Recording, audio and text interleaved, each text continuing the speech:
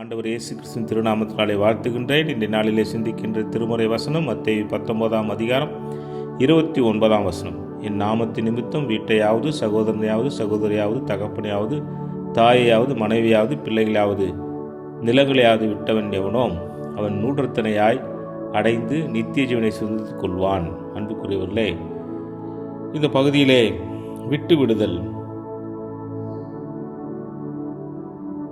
இயேசுவின் பார்வையில் சீடத்துவம் என்பது மிகவும் முக்கியமான ஒன்று. அந்த சீடத்துவத்திற்கு மிக முக்கியமானது எதற்கும் முக்கியத்துவம் தராமல் திருப்பணிக்கு மாத்திரமே முக்கியத்துவம் கொடுப்பது.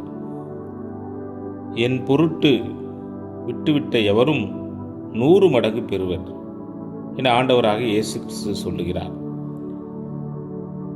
பணத்தையோ பொருளையோ வசதிகளோ சேர்க்கின்ற நுகர்வு பண்பாட்டின் நடுவே நாம் வாழ்ந்து கொண்டிருக்கிறோம்.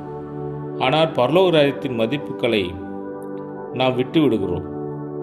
நம்முடைய ஆண்டவர் தருகின்ற அழைப்பு தீய செயல்களை விட்டுவிட வேண்டும், பயனற்ற பொருட்களை விட்டுவிட வேண்டும், விவாதங்கள் சண்டைகள் இவற்றையெல்லாம் விட்டுவிட வேண்டும், உடல் இச்சையெல்லாம் விட்டுவிட்டு நம்முடைய ஆன்மீகத்தை ஆண்டவருக்கு நேராய் அமைத்து கொள்ள வேண்டும் என்று நம்முடைய ஆண்டவர் சொல்கிறார்.